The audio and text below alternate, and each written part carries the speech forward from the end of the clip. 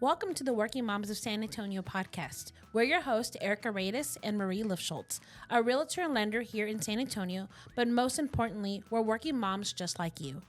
This podcast is all about creating a space where we can come together, share stories, and learn from each other. We love connecting with local moms in business, hearing about their journeys and how they're balancing it all. Because let's be honest, it's not always easy, but it's so worth it. Before we dive into today's episode, we're excited to share some big news with you all.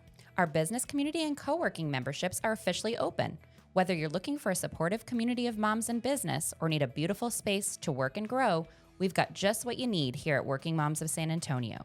You can visit the link in our show notes or workingmomsofsanantonio.com/membership for more info. Now, on to today's episode. Grab a cup of coffee, settle in, and let's get started.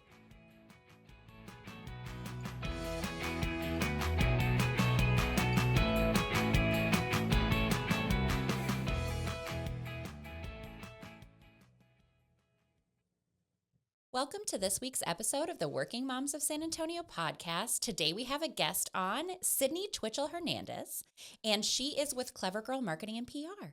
And so we're going to turn it over to her to let her share a little bit about her business and what she's got going on. Hi, thank you for having me on the podcast. I'm very excited to be here. I started Clever Girl Marketing and PR this past January. I've been working in marketing and PR for quite a long time. My mom actually owned a marketing and PR firm for film and television. And so I started out doing PR and marketing as an intern for like indie film and discovered I really liked it. And so when I got to a crossroads and didn't know what I wanted to do with my career, I decided to launch a marketing business. And it really turned into a passion into helping female founders shatter what I call the invisibility barrier and to establish themselves as thought leaders in their industry. So explain that term to us, because we were talking about that before. Yes, we got I want to know. We all very probably intriguing. suffer from that, Erica. Yes. So think about like those cop shows or detective shows that we all watch, SVU, you know, all that, where they have the perp in the interview room and then there's that one-sided glass where everybody on the one side can see everything into the room, but they can't see who's watching. You are on the one side of the glass watching the action, but nobody sees what you can bring to the table. So that is what I call the invisibility barrier. It's definitely something that I have discovered more female founders than male founders find themselves into. And it's mostly because of societal norms or the way we were raised. I was raised in a very fundamentalist Christian household, and so it was very much women are quiet and meek and, you know, they get married and be housewives, and I am not that. Yeah. And so that's definitely something that I've been like working on for myself. And now it's a passion to help other women break through that invisibility barrier. Interesting. Are we suffering from it? I don't know. I mean, I guess sometimes even as a female, you might not realize that you're not being recognized or acknowledged for what you can bring. I mean, sometimes I feel that way just in general. I'm like, I have all these ideas in my head. I should be president because I know what I'm doing. Yeah. Like, I really think that. And I'm like, sometimes my value is not recognized and I get frustrated about it, but I kind of move on. I think as a female, I'm like, oh well. And you kind of just move on. Oh, Yeah. Like we've definitely been conditioned to just accept being invisible to other people. And that's something that like I didn't even realize that I had accepted being invisible until a couple months ago, because when I was younger, I was full of passion and you know, vibes and everything, and I was really going for it. I actually used to work in youth ministry and I really loved it and I was passionate about it. And towards the end of my youth ministry career, I started being told by male leaders that I was too much, I was too loud, I was too passionate, I was emotionally unintelligent, was what one of them said. And so I ended up stopping hanging out with my students as much. I pulled back on a lot of things. I used to have a thriving TikTok when I was a youth pastor, and I stepped back from all of that because I was embarrassed. And then I realized it's not that I'm too much, it's that they're uncomfortable, and they turned their discomfort into shame and made me shoulder it. Yeah. I mean, do you feel like it's because they wish they could be like as vibrant? Like, is some of it like jealousy, or is some of it, I can't figure, I have experienced what you're experiencing and I get it, but I just can't really understand like the mentality behind it. I guess maybe it's insecurity on that other person's part. It could be, or just their taste. I mean, I think the way we communicate and the way we express ourselves is going to be different from males, definitely. Mm-hmm. You know, and how we connect with people is different. Yeah. I mean, we tend to go with the heart versus a lot of things. It is, you know, it is. Because we try to make that connection with people differently, you know, and it does, like, I even having a conversation with my husband, like, I see things differently and how I would approach things, and he's more aggressive at stuff, and I'm like, I don't handle things that way. Like, not all things have to be handled with the, you know, the fist. That's how I feel too. Yeah. You know, we have talked about this before. In our industry in real estate, I mean, there's a lot of women, but there's a lot of men, and the men tend to be like pretty aggressive. Oh yeah. And in my opinion, like, not in a super great way. Like, it's not like, you know, taking the bull by the horns. It's often just like rudeness and like dickishness. And I'm like, no, it's I'm not salesy in my head. And I'm not, for my personality, I'm not a salesy person. So I crave knowledge. Yeah. I crave someone who has integrity. Like, I like someone, and you can tell, I mean, I think, we have, as women, have a very innate to, we have that third eye, or, you know, that sense of a person. We have that intuition. Yeah. And I trust it. I trust my gut a lot when it comes to people. And I think men don't care. It's like, whatever. Yeah. But like, I have conversations where it's like, a lot of times people will tell me like, oh, Erica, like, you're too nice. Like, you're too nice. And I am more of the mentality where it's like, you catch more flies with honey than vinegar, right? And so like, I feel like being too, and also like, how much harder is it to be nice in the face of someone that's being like horrible to you than it would be to just like react explosively and like be terrible, you know? Exactly. And so I'm like, I'm actually expressing strength right now because I'm like being nice, even though this person's being awful. Yeah, because you can hold your ground. Yeah, but I think so. What you experienced, and was it something because you were vibrant, you were fun, was it that type, or was it more that you were kind of like, hey, this is how things are? I mean, what part of that did they feel was not appropriate to be doing? Great question. I ended up coming to the conclusion that we had very different personalities. And so the students did not like him. Oh. He was a new boss. He was my new boss. My previous boss and I were good friends, and we had similar energy. I was just more organized with it, if that makes sense. Yeah. And so the students were able to bond with both of us. But when it came to this new boss, he came in and they were not having it. They weren't enjoying it because he was so much quieter and more reserved. And suddenly a bunch of the fun activities and stuff we were doing stopped. We had been doing sermon series that were based off of pop culture, and that stopped. And so the students weren't really connecting with him. And I think he felt intimidated by that a little bit, but we also disagreed on how to go about things, so much so that like we would have arguments all the time. And it was frustrating for me because I had been there for over a year already, and I had established relationships with the students, the parents, the faculty. And so for this new guy to come in and everything that I had been doing be thrown out, it was frustrating, but I was willing to go with the punches because he's more educated. He probably knows more what he's doing. And it ended up just turning into almost like just this dominance fight between the two of us. And it was very weird towards the end. But that's not the first time that I've run into that, because I've run into that in other churches and other spaces, at other jobs.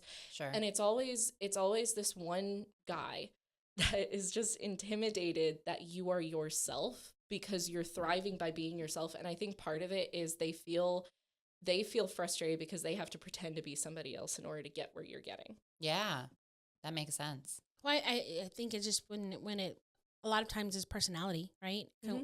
And they feel like, especially if someone's coming into a new space, my approach would be, let's see how it's working. Well, let's see what's working. Allow things to evolve, and then add in, like, learn the space first before you change everything. Yeah. That's just common sense in my world. Yes. But I don't know. That doesn't work all the time. Yeah, no, for sure. And so when you're working with these female founders, like, what advice do you give them to make sure that they are showing up like authentically and that kind of stuff? So the first thing I check with them is to make sure that their brand is aligned with their personality, because your brand, especially if you're a solopreneur like I am, your brand isn't just for your company, it's for you as a founder, as a leader, as someone in your industry. And so if it's not aligning with who you actually are, with what your personality is, there's going to be a disconnect and people are going to know that. And so when it comes to like your branding colors, choose colors that are your favorite colors that you wear all the time. And so like mine are green and pink. And so most of my closet is green and pink. That's what I'm wearing today. And so, you know, my branding colors match that. Because when people get my business card, they'll literally look at me, and the silhouette that's on my business card looks exactly like me. And people are like, that's really cool. So it's things like that that help you kind of stand out and make you memorable. But it's also, you know, one thing that I recommend to a lot of female founders, go to therapy. Because you will realize once you start on your journey trying to build a business, that if you aren't unpacking the traumatic experiences that you have experienced as a woman trying to get into this industry, you're not going to get far enough, because you're going to be stopping yourself. Imposter syndrome is going to get in the way. Depression and anxiety is going to get in the way. And that's something I've been struggling with this year. I thought I was doing great. And then I started Clever Girl and realized, oh no, like I'm stepping back, I'm hiding. I don't, you know, I'm nervous going into interviews, and I used to be interviewed all the time when I was in youth ministry. So why is this bothering me right now? And it's because my shine was dulled by somebody else. And so part of it is going to therapy to find that and get it back. Yeah, that little stuff, like that, those little comments or those little jabs or whatever, that shit lives rent-free in your brain. It does. And it'll come up in the weirdest times. Oh, it does. We went through that, right? I mean, when Working Moms kind of started, we're like, wait, what? Because it was an idea that we didn't even know was out there. Yeah. Because we had never really networked or done anything like that before. And when we started talking about it, and then we're like, are we copying? Are they copying us? Like, we got nervous, remember? Yeah. In the beginning, because we weren't really sure. So yeah, I can definitely see where, as a female, like if you start trying something new and you're not confident in it, it can really affect your mental state.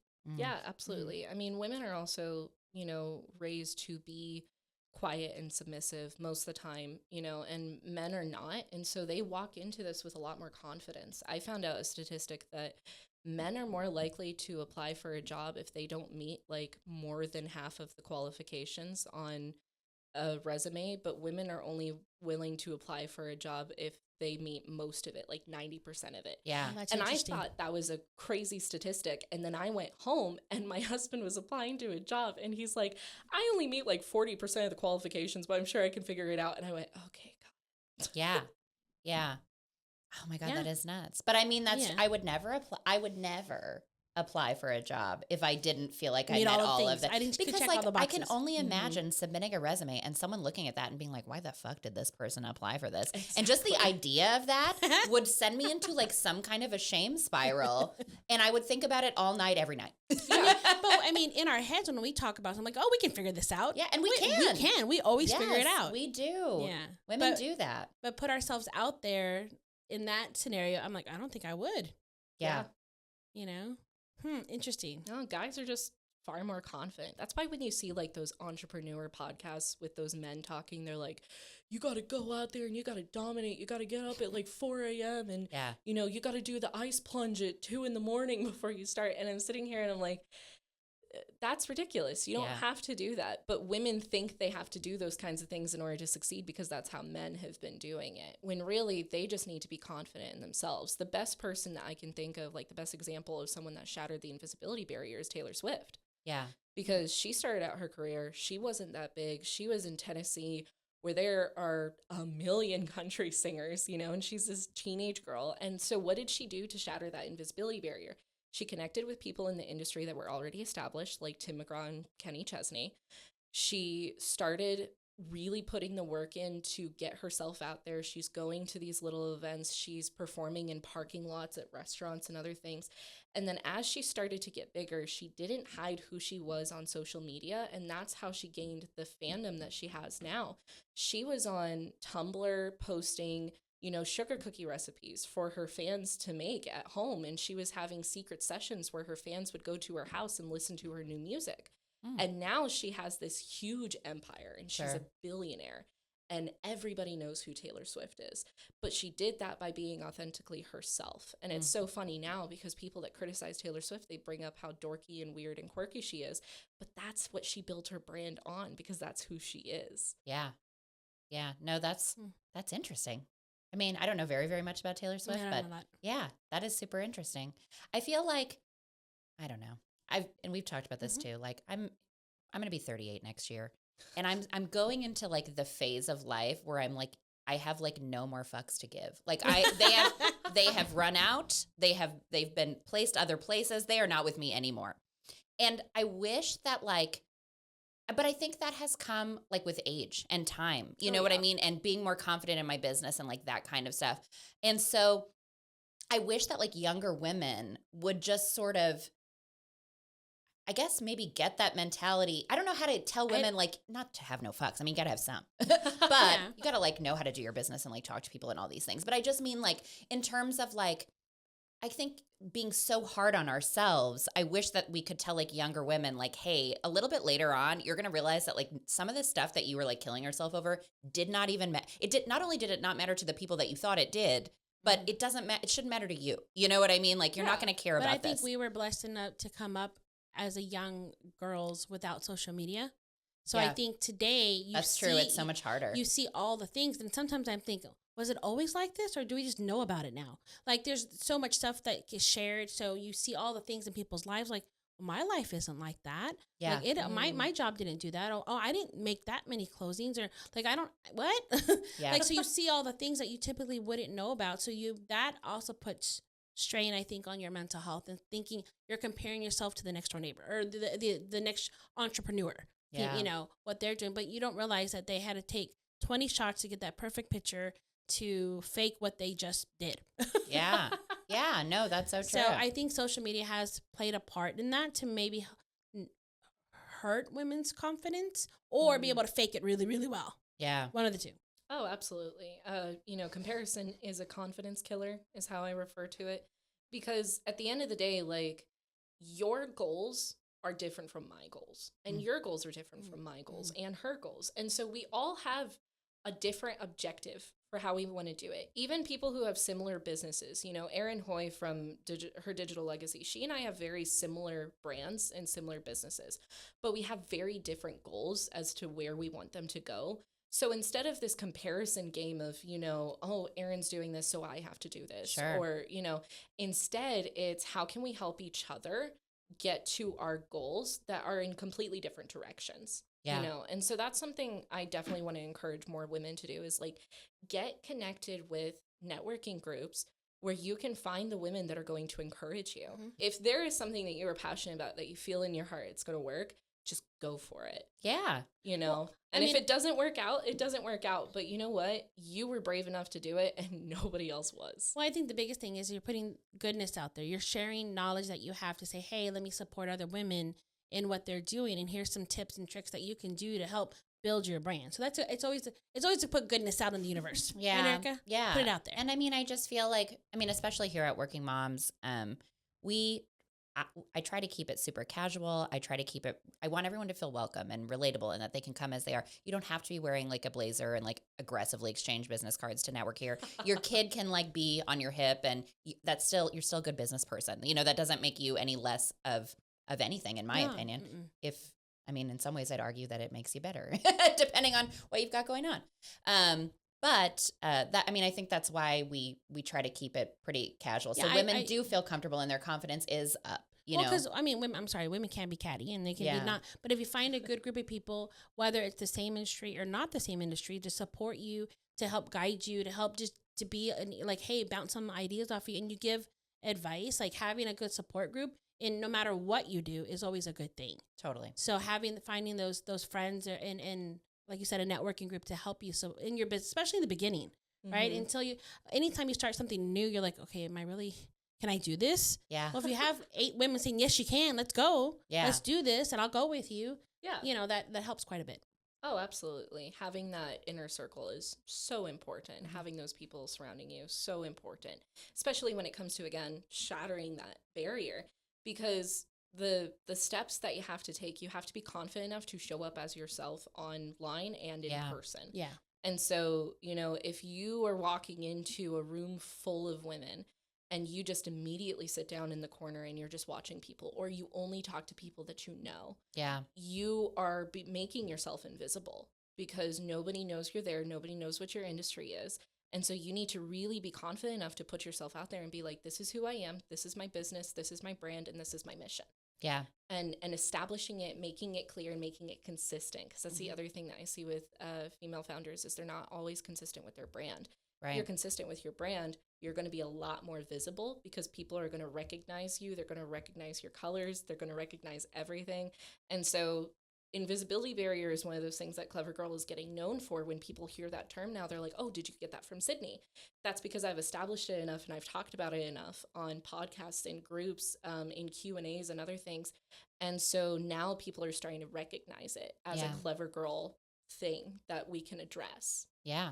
I love that. And I love that for you. Well, and I think we do that here at Working Moms. When she said, get out there and don't be invisible, our brewing business, right? We started off a small platform of allowing women to come out. You have a few seconds to showcase you, right? In your business. Tell us a little about yourself. And does it put you on the spot a little bit, but you have a lot of people cheering you on and there to support you and that want to hear about your business. So we do that on the last Tuesday of every month, people. That's right. Come to it. Come to it. That's awesome. Come to it and share about yourself. Share your business with us. Well, I'm curious, and maybe our listeners are as well. Let's walk through like what an initial consult would look like with you. Like when people come to you, these female founders, how does it work when they want to work with you? Okay. So they would reach out to me and we would schedule a discovery call. Discovery calls, I don't put a time limit on them because my goal is to get to know you and to get to know your business. I want to know your story because your story is important for your brand. And so if I'm working on helping you build your brand, make it more visible, establish you as a thought leader, I need to know who you are. So I'll take that time. I'll ask you questions. What's your story? What got you into this? What's your passion? Why are you doing this? What's the why behind what you do? Many times, when you ask the why, it's not, oh, I'm just trying to help women with their social media. It's things like I'm trying to help female founders get confident on social media. And so that perspective shift is very important, not only for your brand, but for your confidence. And so I'll sit there and I'll listen and I'll ask these questions and get to know them. Following that, I'll send them an email that basically has the notes of what all we talked about, what their goals were that they established. And then I would recommend one of my packages to them, or I would build something custom for them because I'm very big on whatever you need, that is what I'm going to offer you.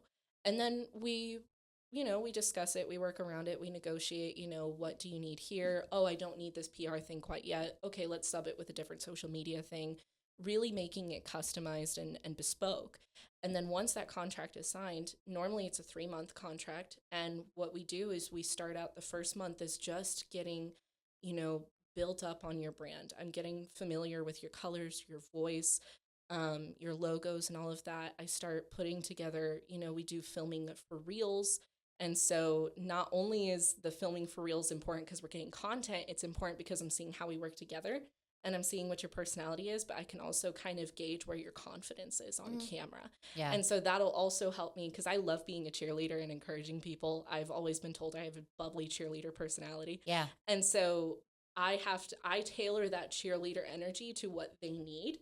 And the best way to do that is by doing reels, getting them on podcasts, other things, kind of seeing how they interact with other people. Yeah. And then from there, month 2, that's when we start rolling out the content and we start seeing, what works, what doesn't, what does your audience really like? What are they not really, getting?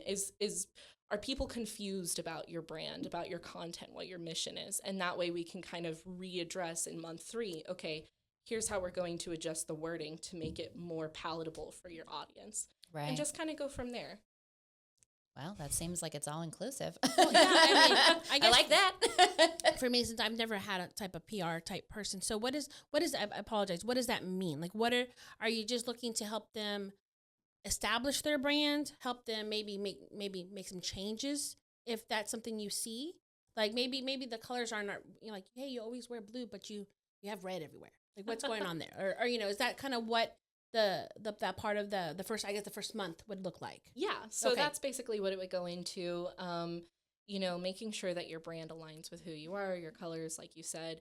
If one of my clients, they are a solopreneur, but all of their logos and everything, or their profile pictures are just their logo and not their face, that's something we immediately change because we're trying to get you at the forefront. Yes. Because people don't want to buy from a brand, they want to buy from you. When people are rabid about a Taylor Swift release, they're not rabid about just the music. They're rabid to support Taylor Swift. Yeah. We're trying to get your audience rabid to support you. So even if they're not purchasing your services, your product, they're sharing your stuff. They're excitedly talking about how cool you are. Yeah. That's what we're trying to kind of build up and establish. And with PR, what we're doing right now is PR, getting on podcasts. And so if someone were to sign me as their PR manager, it would be helping them get on podcasts, helping them get to conferences as a speaker, applying to awards for them, nominating for awards and stuff like that, because that's going to get their name out there and better. Not only is it going to better establish them in their industry, but it's going to get them more confident to keep going out there. A podcast like this that's so relaxed and so comfortable is the best way to introduce someone to getting their face and their name out there. That's why we do this. Yeah. I'm like, that seems good, right? Yeah, it seems like a great idea. Well, good. And you mentioned like doing the reels and stuff, which like when you said that, my face was like, ugh, because like it's just like the bane of my existence. But I suck at the. I mean, yeah. How like for your usual client, like how comfortable do you find that people are? Are people like us where they're like, oh my gosh, like I can't get my face on the camera, or are they like, yeah, let's do it? It really depends on the age range. Yeah. I think that's interesting. Someone closer to my age, because we grew up in the age of Vine before TikTok was a thing, and so Vine is like 6-second videos, and I'm like, you what really is put that? yourself out there. What is Vine? I was like, let me Apparently explain I'm older. Vine for a second. Yes, please do. So Vine was this platform where you were just posting 6 seconds of content. That was it. That's all you had. So you only had 6 seconds to get the joke out there, yourself out there, all of that. And so that really trained my generation to get information out quickly in a fun, quirky manner in such a small time. Yeah. When Vine died, TikTok replaced it. And then TikTok started expanding beyond 60 seconds into 2 minutes. Now you have like 10-minute TikToks, which are very frustrating for someone with ADHD like myself, because I'm going there for short bursts of dopamine. I don't want to sit and watch a 10-minute video on Donald Trump on my TikTok feed, please. I don't want that. Yeah, no, I hear you. Like, that's what Facebook is for me. Yeah. Don't do that to me. So, so people that grew up with like Vine and TikTok and YouTubers and stuff, they have a lot more confidence putting themselves out there than someone that is older that didn't grow up with the internet, because if you were on camera and publicly in front of everyone, that was celebrity status at that time. So now you have to get comfortable enough having 1 million people view you. Yeah. Which was unheard of back then in the early 2000s. And now it's such a normal, common occurrence. And so part of like with recording reels and TikToks and other stuff with female founders is making sure, that they're dressed comfortably, that they're confident, that their makeup and hair is done in a way that makes them comfortable. That's what I did. My hair and my makeup and everything this is how I feel confident. So that's how I'm presenting myself on camera today. Mm-hmm. And then from there, we find things that they want to do. I'm not here to chase trends with you. Yeah, like, do we have to dance on these videos? Yeah, like, I never will. If you don't want to dance, you don't have to dance. And the other thing that I like to do is if you really don't want to be a heavy presence on camera, get family and friends involved.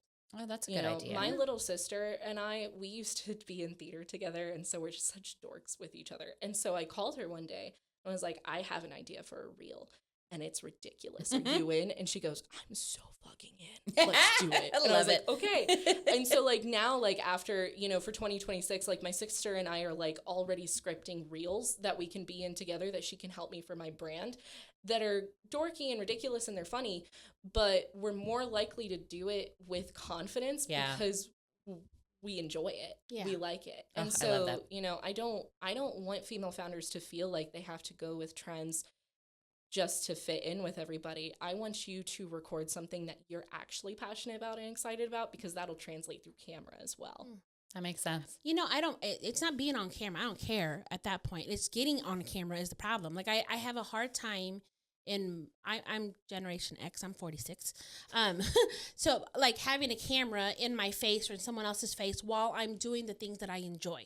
Like I try to be present. So I need to hire someone to follow me around just to get content. Cause that's where I suffer from. It's not being on camera. I don't care about that part of what I look like. I have no problem with confidence there. What I have problem is obtaining the content that I can get out. Yeah. If that makes sense. Yeah, that's a common problem. Yeah. I struggle with that, where it's like people are like, you should do a video of filming a day in the life. I get halfway through and I'm locked in on work. I'm not paying attention to recording. There was one time that I set my camera up for just B-roll of me working, and it went on for an hour. And then I was like, oh, crap. So I had to like edit it down in order to upload it into my editing software. And my husband was like, I thought you were doing that on purpose. Nope. And it's so funny too, because like I totally lost track of time and I lost track of what I was doing, and like I'm talking to my cat and I'm like, and I'm just like kind of stimming, so I'm like do, and it's on camera and I'm like, oh no, and so like you have to edit that out now and everything. So I definitely empathize, and that's why people hire people like me, because we'll do things like, let's say someone hired me to be their PR manager, and one of the first things that I did was I got them on this podcast. I would be standing in a corner in this room where you don't see me, there's no cameras, and I'd be recording B-roll footage of this happening right now. Yeah. And then I would be recording footage of you walking in and you meeting each of y'all and everything, and going through that process, because having someone doing that for you takes the pressure off of, oh, I have to record this and then I have to edit it tonight and then I have to post it. Hold on, let me put a tripod. Don't say nothing. Hold on, and you walk around. It's just an awkward situation for me personally. Yeah, so absolutely. That's where I think I fail for my business, is not providing content because I just don't have it. Yeah. Well, that's why you need a marketing and PR person, right? Follow me around. Well, we typically will ask our guests, like, what do they feel like is their favorite thing about what they're doing right now? That might be hard. Good question. Yeah. Let me think on that. I think my favorite thing is just inspiring other women. I mentioned earlier, I grew up in a very fundamentalist Christian environment. My dad, I always joke that my dad made a mistake in raising me, because he raised me to be like him until I hit puberty. And then it's like he realized I was a girl and tried to backtrack that a little bit, and it was too late. Love you, Dad. And so, one of the things is like I had a lot more confidence in the girls around me when I was a teenager, and I helped them find that confidence as a teenager. I was a anti-bullying advocate going on Ken's 5 when I was like 12 years old. And so I've always been vocal about stand up for yourself, be who you are, be proud of who you are, be authentic.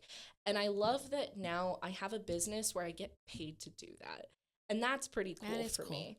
And so, and I love social media. I love content creation. Like I said earlier, I worked in film, and so I love filming things and editing things and, incorporating pop culture into stuff. Right now, as we're recording this, I'm running a promotion that's a holiday promotion that's Wicked themed, because I'm such a theater nerd.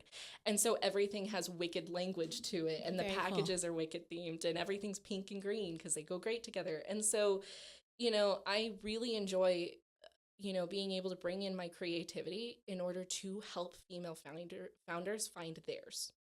Oh, I love that. That's so cool. You can definitely tell that you're passionate about it. And I love when we have guests that like get super jazzed about what they're doing. Well, and it's probably the part where we've noticed in our group that the small businesses suffer from, where they just trying to figure it out, and you have to be all the things when you're an entrepreneur. You have to be your own payroll, you have to be your own bookkeeper, you have to be your own HR person, you have to be your own media person, you have to all the things. Yeah. And sometimes our presence as a business sometimes falters because we're having to do all the other things. Yeah. When you have to do things you're not passionate about, you start losing that passion for your business. Yeah. Mm-hmm. And so it's really important to like realign and find that passion again, and remind yourself why you're doing this. Mm-hmm. Absolutely.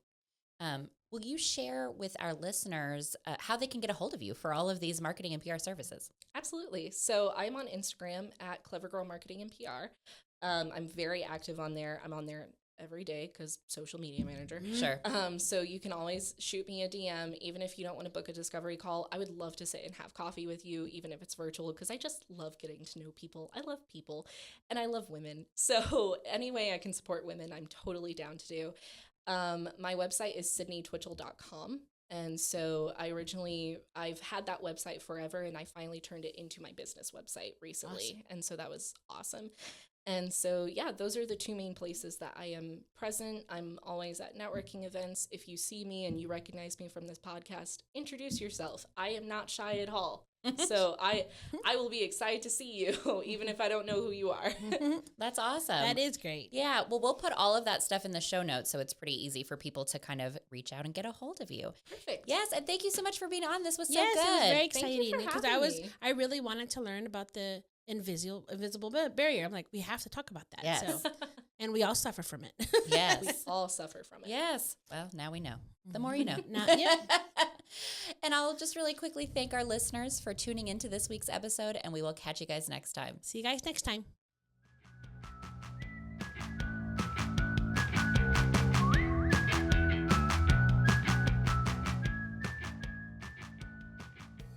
Thanks so much for tuning into this episode of the Working Moms of San Antonio podcast.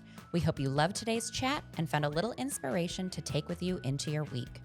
If you have a podcast topic suggestion or a question you'd love for us to cover, definitely send us an email at hello@workingmomsofsanantonio.com. We'd love to hear from you. And until next time, see you in the community.